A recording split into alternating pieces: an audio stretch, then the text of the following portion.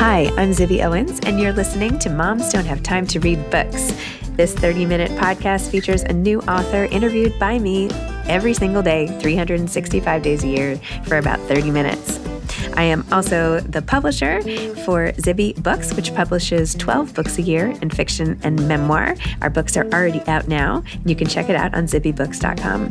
And we have a magazine called Sag Mag, where we have lots of wonderful essays and lifestyle features. That's at zibbymag.com. We have classes at zibbyclasses.com. And I recently opened a bookstore in LA called Zibby's Bookshop at 1113 Montana Avenue at 11th Street in Santa Monica. I hope that you are able to enjoy some of our other offerings. But this here podcast is the basis of all of it and started in 2018. And no matter what I do, this is basically my favorite thing. Enjoy.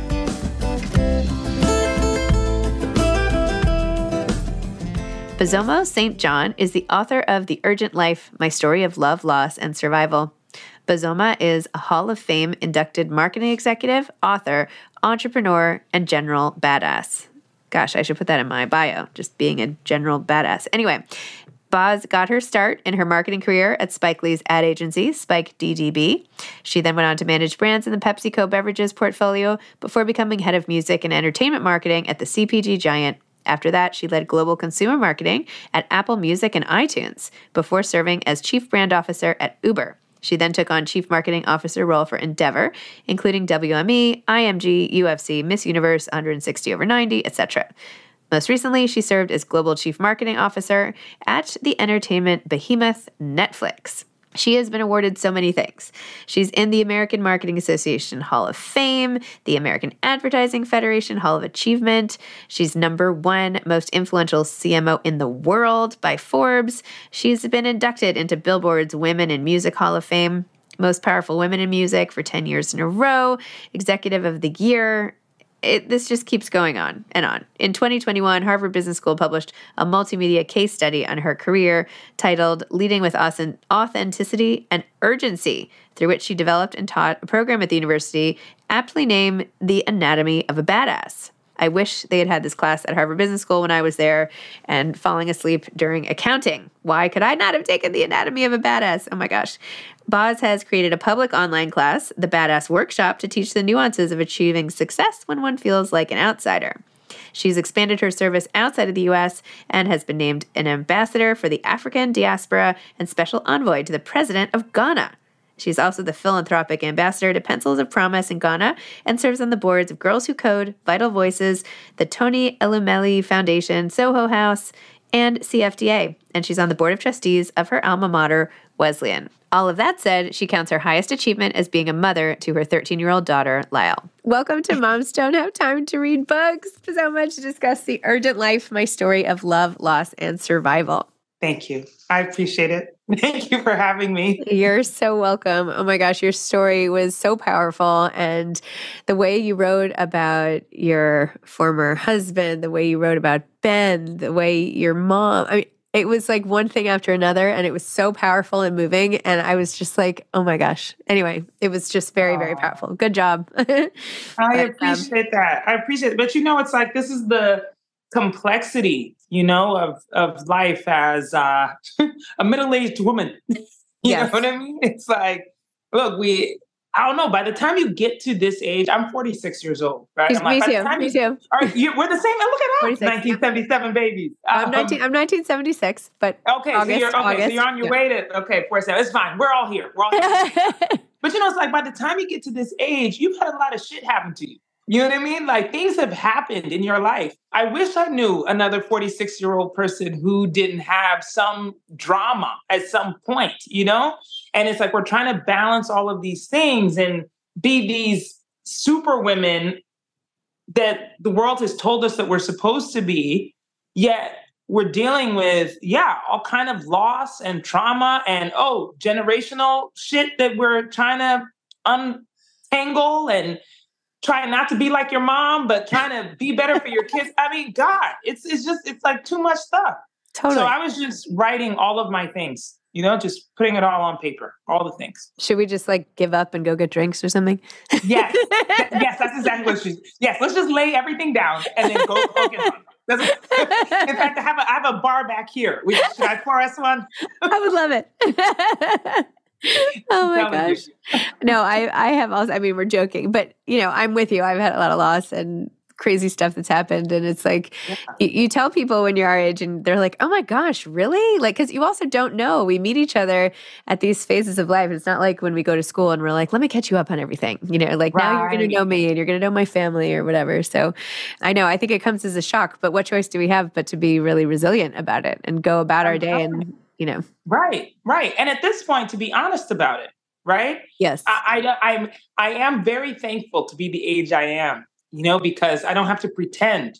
It wasn't like my 20s where I felt like, ooh, I got to be the hot, cool chick, and then my 30s when I'm like, oh, I've got to be a businesswoman and figure out how to win, And now I'm just like, oh, well, here are my scars. I came up with this idea yesterday as I was like dropping my kids at school and like feeling my stomach. Do you know what I mean? And I was like, there's got to be something stronger to like keep my stomach where it's supposed to be. And so I was like, maybe I need to start a magazine called Sag, where it's like all about the things that happen to moms or like that we all, not moms, but just like the things that happen as we all age and like we don't joke about it enough and we all feel shame and yet it's happening to everybody. So anyway, I think I want to start this like tongue-in-cheek Sag Mag situation. Oh my God. I love that. I love Sag Magazine because it can be both the physical and the emotional, the mental and the spiritual, all of the things. It's like, all of your belief systems that start sagging and start twisting and turning. Ooh. And you're like, ooh, do I really believe in this thing anymore? I don't think so because too much shit has happened to me for me to still believe that, Yes. And like, totally. it's like, okay, so with my boobs, like what happened? They were supposed to be sitting up here. And now if I turn around and they're at my waist, like, how did that happen to me? You know what I mean? It's like, all of these, and you're right. It's like, look, sometimes I feel like we need to have these honest conversations because, look, this is not funny, but we still have to laugh about it. Like we compare our scars, we compare our saggy breasts, we compare the traumas, and to some degree, there's some humor in it. There is some lightness to it. And even in writing the book, it's like, I realized that too, which is that, look, sometimes, well, I'll speak for myself. I put away a lot of memories, right? Stuffed them way deep down and said, you know what? That was too painful. I don't want to think about that. I don't even want to like have a hint of it anywhere, And then as I started to write and pull up some of those memories, I was like, oh man, there were some things that were really good at that time. You know what I mean? Like life as I am experiencing it now, it's like, there are some bad, horrible things. But through it, there is some love and there's some laughter. I've been actually so surprised by people who've told me that while they read my book, they cried and then they'd laugh and then they'd feel this emotion and that emotion. And I was like, but that's actually it. That's life. It's like, even if I'm writing a book about grief, we're not crying for 300 pages. Right. You know what I mean? Because there's other things that happen in the midst of the grief that can bring you some lightness or bring you some frustration or any number of emotions. And that's so Sag. I agree. Make Sag. What are you doing anyway? Come on. I know. I'm doing it. I'm let me get off of here so I can go write the whole thing. My mother has been like pitching me columns on text. She's like, I need to have a column in this. I don't even know where to start. And I'm like, Mom, how about you start with an essay? But anyway, one thing at a time over here. Yeah, yes. Really. But, I do think with books like this, though, I mean, it's one thing to be able to share. Like there's a book by Catherine Newman. I don't know if you've read it about, it takes place over hospice when it's a novel where she's losing her friend, but it's a comedy. Like it's a comedy at hospice. And you're like, what? But it's the same type of thing as this memoir where, there's the tragic and then there's the funny. And then it's because it's all life and it's like all sort of percolates at the same time. And then you leave it feeling like almost uplifted because you're like, well, she got through it. She got through that and you got through this. And here you are. Yeah. I mean, look, I'm sure you've had, a moment, we all have, right? A moment in your life where just everything was going wrong.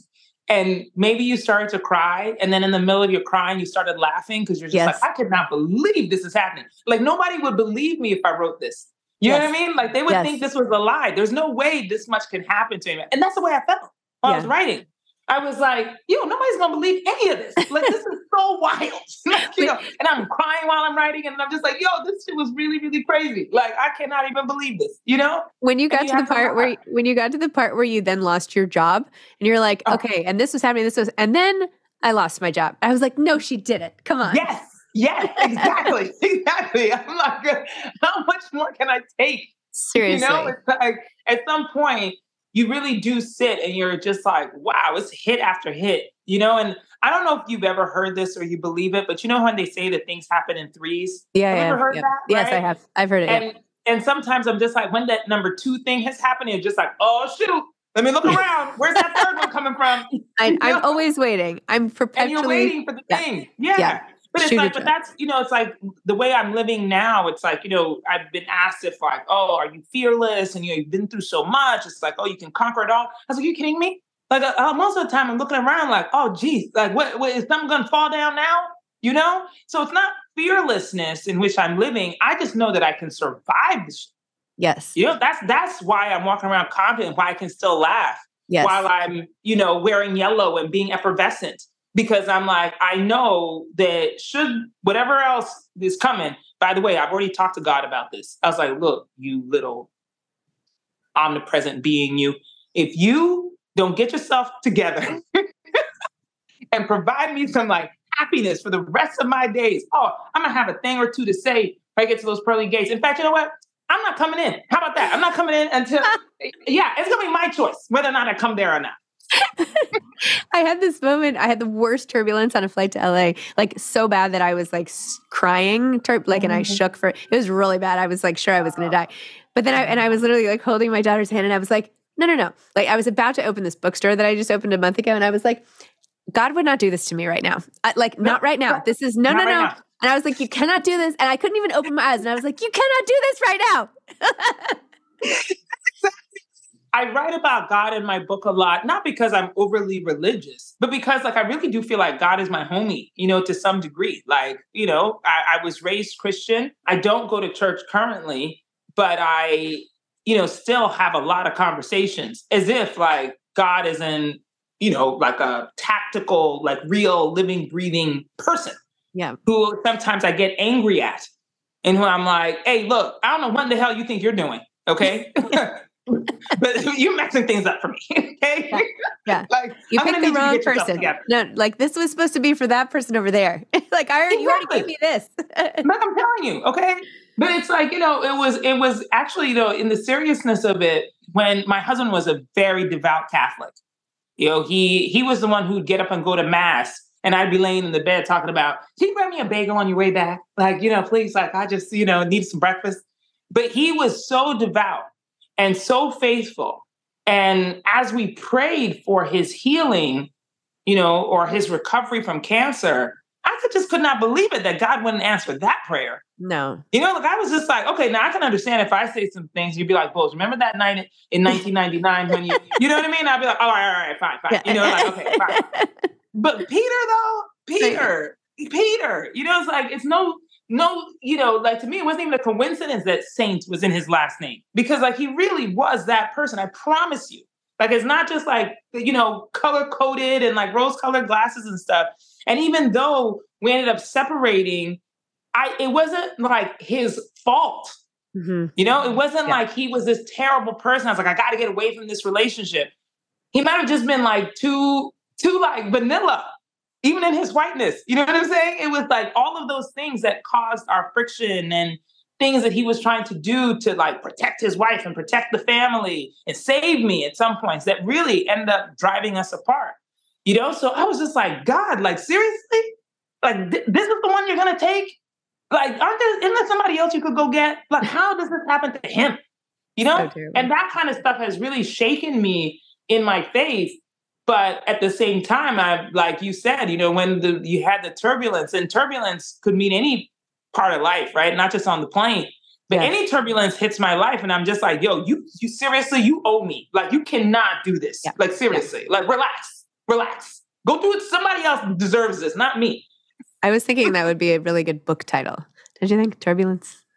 Ooh. Right? See, now look at you. This is how I know you're brilliant, okay? You're just out here just casually, you got a magazine called Sag, which is just, you know what I mean? It's got like all these different levels of meaning to it. Now we're about to create a book called Turbulence. Damn, you're good. No lack of ideas, a giant lack of time. Exactly. Right. But Exactly. to your point with Peter, I mean, and we're joking, but you had this moment where it started smelling really bad in the room when he was dying, and you were like, "What is that smell?" And then you realized it was the smell of death. But then you said, "Well, wait, maybe this is the smell of God." Like, and I thought that was so interesting because I'm like, could you turn all of this around and make it positive? Is there positive to be found in the worst moments? Yes, there is. And that's why, like, even in this conversation, we're laughing so much. I know. Like, I feel so bad. how dare we laugh when we're talking about grief? You know what I mean? Yeah. But that's the thing, is that there is lightness in the darkest moments. There really is. And I'm not trying to be corny and like pithy. It's like there is lightness. Yes. There is so you know what? Now I can't remember whether or not it made it in the book. I'm gonna tell you a story, and then because the writing process was so wild, and my editor and I, we had a lot of back and forth about what stays and what goes and all that stuff. But when my book was started, not because I was like, oh, I need to write a memoir. It was actually started because I really hated the phrase like take it one day at a time. I just really hated that so much, right? And so I started in my reaction to that, my rebellion to that was that I started taking a picture a day. Because I was like, oh, y'all want to tell me to take one day at a time. Look at what my days look like. These are not the kind of days you want, And as I started to take like the really sad photos, sometimes there'd be something that'd be really funny to me, and I would take a picture of that, or something that was inspiring, I'd take a picture of that. So one night, and God bless him, he's now gone, but my father-in-law, George St. John, we were all in the room, okay? My father-in-law, my mother-in-law, me, Peter, right? Peter's in the bed. There's like a couch and like two chairs, and we're just all rotating, except for Peter, obviously, who stays mobile, right? Or stays immobile in his bed. And one night, I wake up, the early dawn, and Peter had his prized possession, which was this football still in its case, still in the like cardboard case that had been signed by Tom Brady. He's a huge Patriots fan. And I was working at Pepsi at the time. And my colleagues who were working on the sports deal, I negotiated a deal with the NFL. Like it was, this thing. Anyway, they reached out to Tom's team. They got him to sign a ball for Peter. Okay. So it's like Peter's prized possession. It's sitting in the room on the windowsill where Peter can see it constantly. Let me tell you something. I wake up, I would say it's like just around the crack of dawn. Okay. Let's say it's like 6:15. Now I'm looking at this daggone ball, and I see something got tucked in the corner. I'm like, what is that? Could that be like some gift that maybe Tom gave Peter that we didn't even recognize? So I'm like gingerly making my way over to the windowsill quietly, trying not to wake anybody up. Girl, why do I see my father-in-law's dentures? Tucked right in the corner there, resting on the side. So I took a picture of that. I still have it. I'm going to send it to you after this. Send it to me, I took a picture of the daggone dentures. And that's the kind of thing where it's like, when I tell you I could not contain my laughter, I could not. Like, everybody woke up because I was hollering, because it's like, think about this horrible situation, right? Where it's like, literally, Peter is like, he cannot move. He's in the bed. He's struggling. And he's looking at the football as like his, like, like the glory. I've got my elderly in-laws uncomfortably sitting in these terrible hospital chairs trying to just get some sleep. And then the dentures are in the box. And it is the funniest shit I've ever seen in my life. Oh my gosh. I think the hardest I've laughed in my entire life was when I was dragged to Disney World against my will, pregnant with my fourth kid, with my other three kids. This is right before my divorce. And I'd hurt my knee, like being pregnant. And I had to use one of those scooters, okay. Yes. So I am literally like the most miserable I've been in my entire life. And I also have no spatial relations. And so I was trying to spatial relations ability. I was trying to get onto the monorail and like back up. And everybody was screaming at me because the doors were closing. And I was trying to back this thing up. And I literally, it's the hardest I've laughed in my life. I just was sitting there. I couldn't even pretend to drive the thing. I was just like, things are so bad.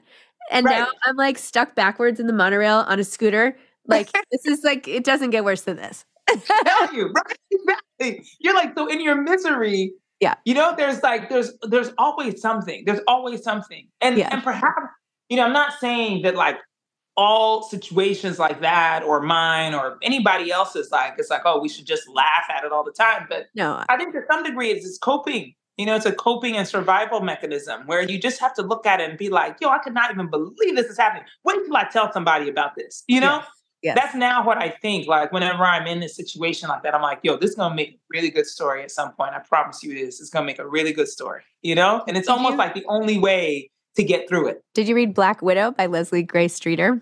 Oh my gosh, I want to read it. I haven't read it yet. You have to read it. It's a really funny subtitle too. Something like A Journey for People Who Hate Using the Word Journey or something like that. Anyway, she has like a really funny scene at the morgue with her sister where they're like hysterically laughing. Anyway, you would right.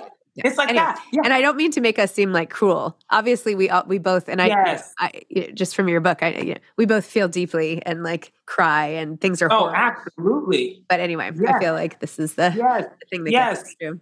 Yes. But that's the connection point. Yeah. No matter what it is. Yeah. For sure. Okay. I know this is sort of a shorter podcast. Because we started late. I know. I feel like I could literally sit and talk. We have to like get the actual drinks next time. I'm for real. For real. Yeah. Like for real. Yeah. It'll start with my picture of the dentures. That way, I'm committed to this relationship. And then we'll follow up with the drinks. Perfect. Yes. I can't wait. I'm counting down. Thank you so much for coming on Moms Don't Have Time to Read Books. Thank you. Thank you for sharing. Honestly, it was so great and beautiful. And, it was really, the way you told the story was fabulous. And I'm sorry for all the things that happened to you, but thank you. You definitely made it into a fabulous book for what that's worth. I know, right? Well, I appreciate it. And I also want to say I love your podcast. I think it's so brilliant. The name alone makes me feel like, oh my God, yes, these are my people. This is my tribe. But I really appreciate it. And thank you for the time and the recognition. Thank you. No, thank you. I really appreciate it. Okay. So look out for the picture. I'm waiting. I'm ready. Okay. Bye. Bye. Thanks for listening to this episode of Moms Don't Have Time to Read Books. Don't forget to follow me on Instagram at Zibby Owens and at Moms Don't Have Time to Read Books. Also sign up for my newsletter at zibbyowens.com and sign up for my virtual book club and meet lots of authors on Zoom every other week. Thanks so much to Steve and Ryan at Texture Sound for the sound editing. And thank you to Morning Moon Productions for providing this fantastic intro and outro music.